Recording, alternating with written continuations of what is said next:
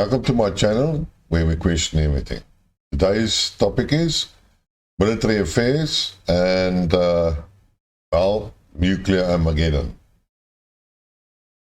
It seems to me that the narrative of a nuclear war is still on the cards and widely promoted. And it seems to me that the people continue that this conflict, this military operation or war that is currently happening in Ukraine and between Ukraine and Russia is going to finally lead to a nuclear exchange between America and Russia.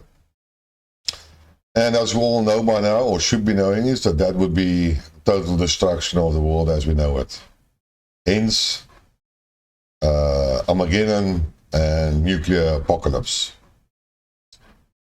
Now, also recently we heard about the plans of the dirty bomb that Ukraine was preparing and to deploy. And then the Russians found out about it and they made it known to the world. And just as an update, President Putin has recently stated that they know precisely who was assembling the bomb.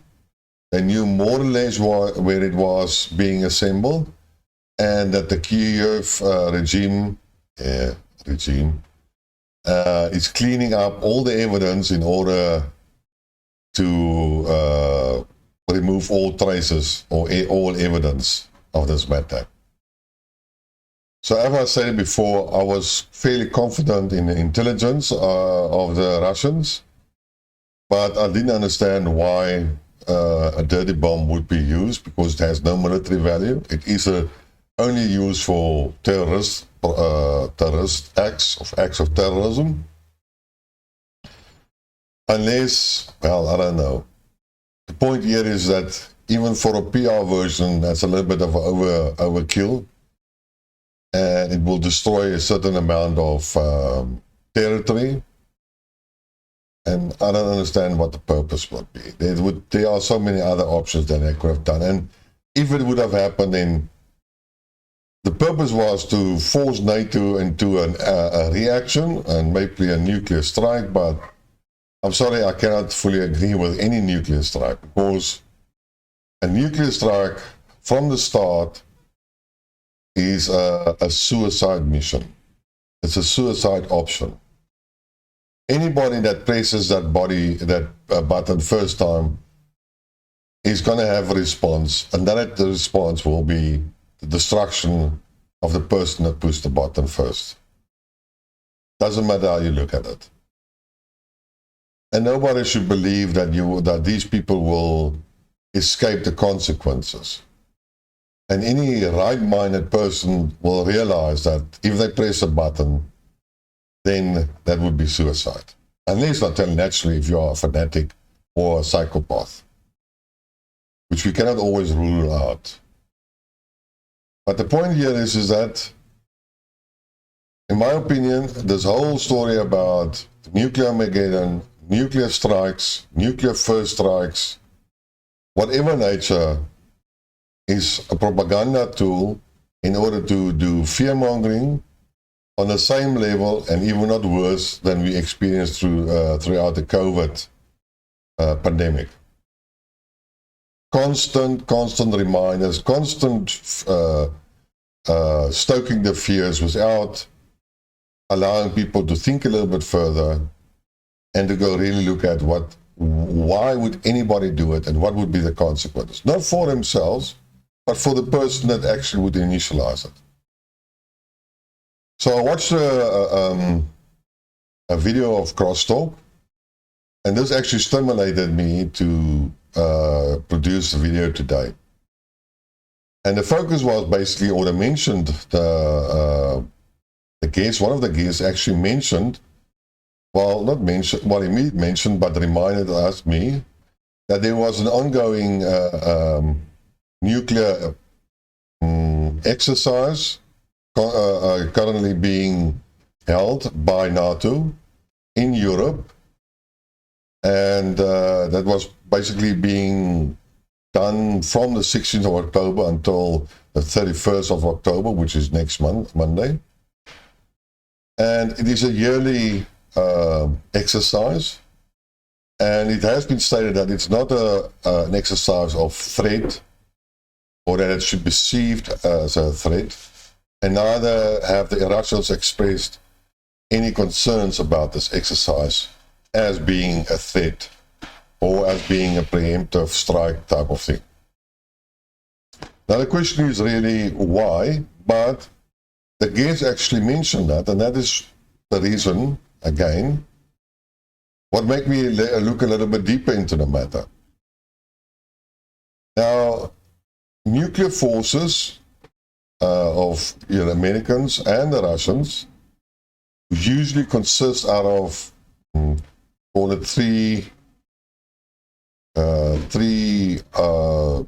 sections. The first one is the huge intercontinental missiles that are either launched from silos, or in the case of Russia, from mobile launchers.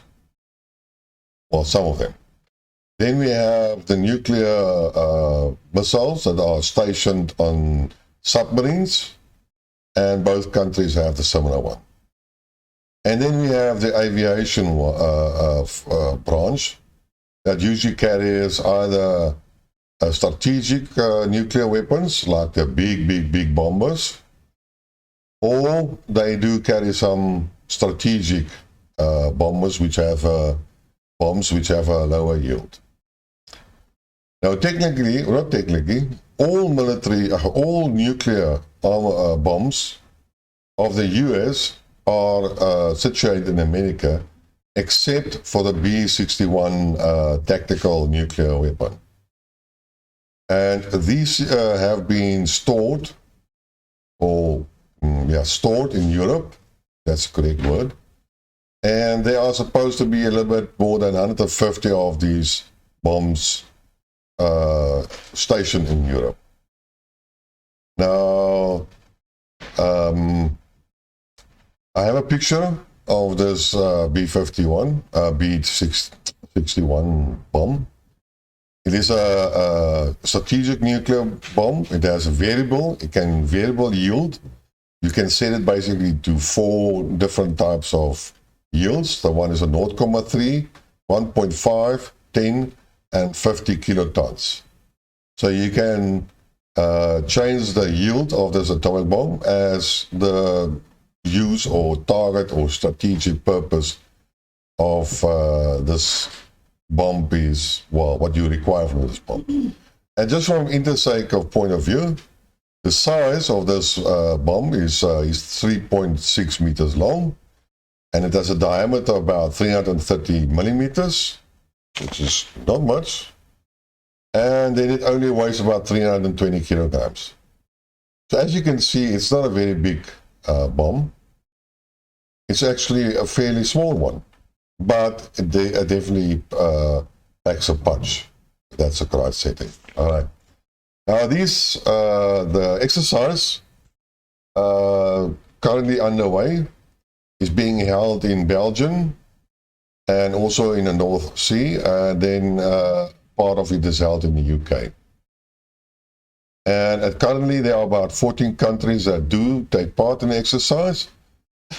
And there are about 16 different aircrafts, which include refueling aircrafts. And please remember that last one, refueling airplanes.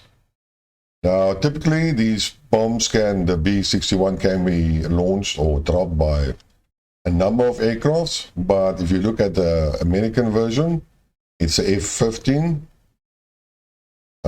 which can drop the bomb, then the F-16, and the F-35, and then naturally the B-2 bomber. Now these are nuclear gravity bombs, and they are currently staged in 5 countries in the Euro, which are Belgium, Germany, the Netherlands, Italy, and Turkey. And here you can have a map of about how they are distributed. Now, all these countries are non-nuclear countries, and therefore they are not supposed to store any nuclear armament, and it violates actually the NPT treaty. But like all things, Americans don't really bother with treaties or any agreements, and therefore these bombs are stored in those 5 different countries. The missiles or the bombs, I would always like to refer to them as missiles, but they are not. They are bombs. Dropped, boof, they fall. Are protected by nuclear forces, and they are not, as I call, appreciated by or welcomed, or I would say the countries that host these bombs or store these bombs are not very happy about that, because they believe that in practice it has become provocative and destabilizing and very dangerous, especially after the fall of the Soviet Union and the whole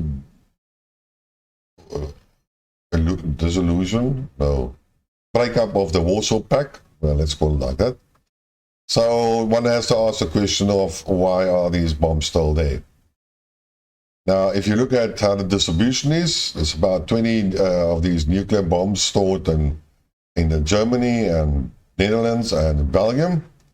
And there are about 70 of those stored in Italy. And there are stored about 50 in Turkey. And once upon a time, there were about 100 stored in the UK, but those have been removed in 2008. Now, Article 1 and 2 of the Non-Proliferation Treaty, the NPT, forbids the transfer of any nuclear weapons to non-nuclear weapon states, which naturally are Belgium, Germany, Netherlands, and Italy, and Turkey, since they are all non-nuclear. But the US refused to remove them. In 2013, the US administration decided on an upgrade or a modernization of the B-61, and they wanted to have a life extension program up to a life of about 30 years. And they increased their capability by providing them with accurate steering, earth-penetrating capabilities, and this was supposed to happen by 2020. So we are in 2022, so these bombs are available.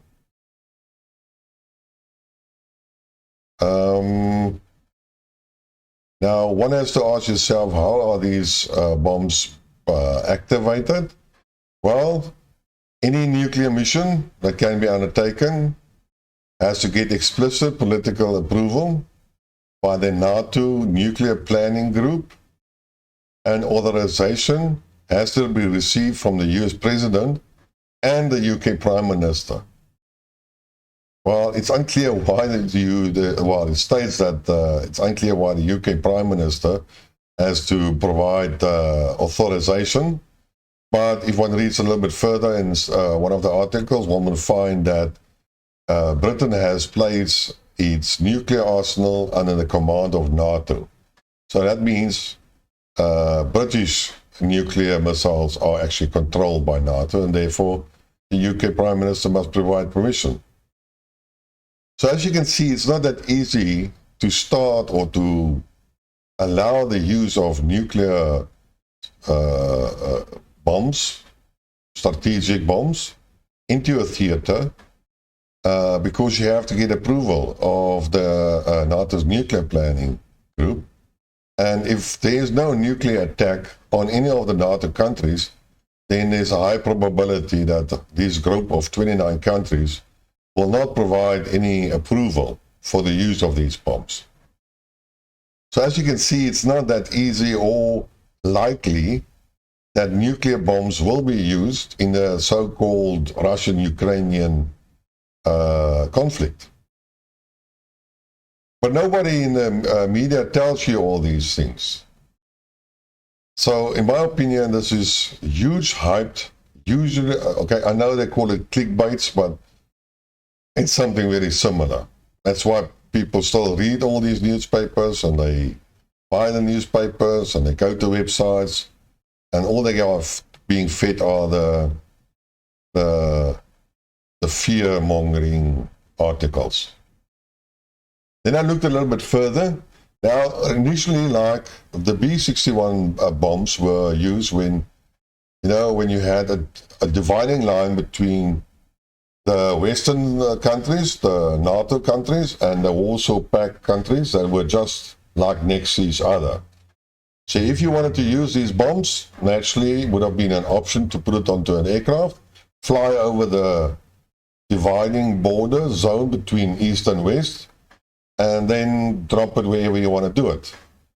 Well, with the dissolution of the Soviet Union, most of the Warsaw Pact countries are now part of NATO, like Poland and Romania and etc.